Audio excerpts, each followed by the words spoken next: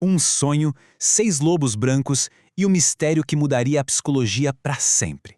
Hoje, a gente vai mergulhar fundo nos arquivos de Sigmund Freud para desvendar um dos casos mais famosos e polêmicos da história, o caso do Homem dos Lobos. A mente desse paciente virou um verdadeiro campo de batalha de ideias. Olha, tudo começa com uma imagem poderosa e inexplicável que assombrou um jovem aristocrata russo desde a infância.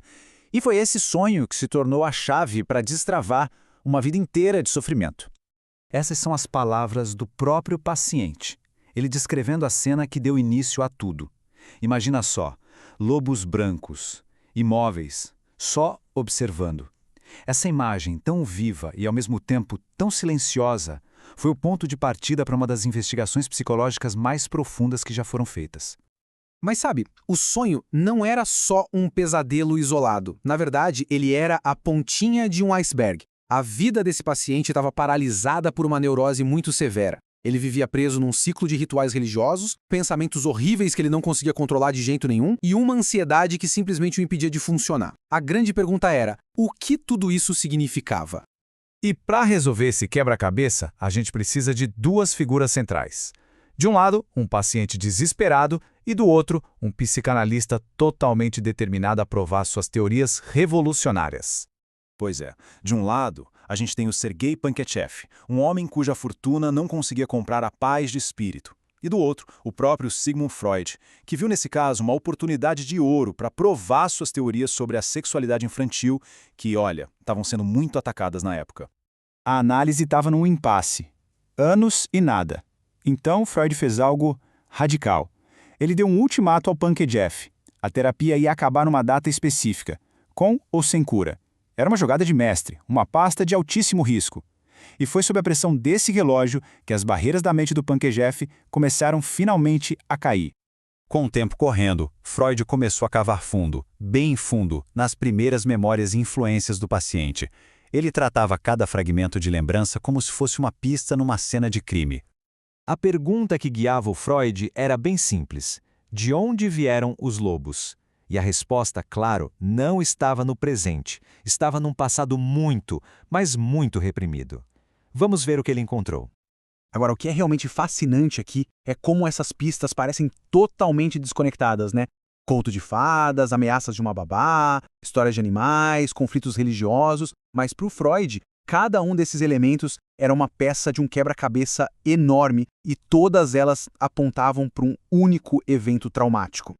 Esse é um exemplo que choca e mostra a profundidade do conflito interno dele. Pensa bem, ele era super devoto, mas a mente dele produzia as piores blasfêmias que se pode imaginar. Essa dualidade, essa mistura de amor e ódio, sagrado e profano, foi uma pista crucial para Freud entender a natureza ambivalente dos sentimentos do paciente em relação à figura do pai. Depois de juntar todas essas pistas, Freud chegou ao clímax da sua investigação. Ele formulou uma explicação, audaciosa e muito controversa, que conectava todos os pontos: o sonho, os sintomas e as memórias fragmentadas. Então, o pulo do gato é este. Freud não via esses elementos de forma isolada. Ele organizou tudo numa sequência lógica. O sonho era o sintoma principal. Os sentimentos pelo pai eram um motor emocional.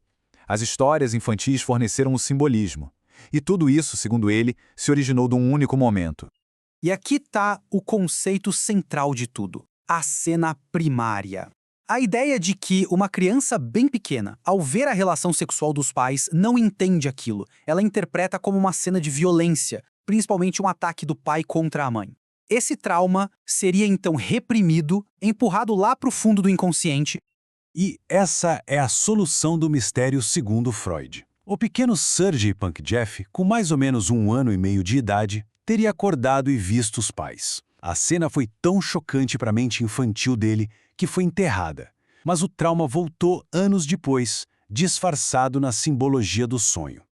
E aqui a gente vê como, na cabeça de Freud, a teoria se encaixava como uma luva no sonho. Cada detalhe virou um símbolo. Os lobos brancos eram os pais. A quietude deles era o silêncio da criança, só observando. A janela se abrindo eram os olhos dele se abrindo para a cena. E o terror do sonho era o eco do terror original, o medo de ser devorado pelo pai, igualzinho ao lobo dos contos de fadas.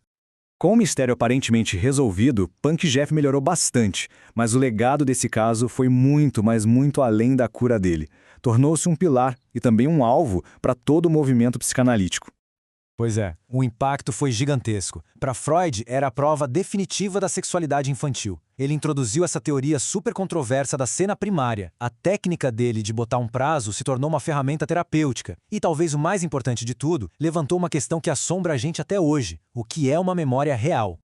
O ponto central é o seguinte: a importância desse único homem, o Sergei Panksepp, para a história do pensamento ocidental é imensa.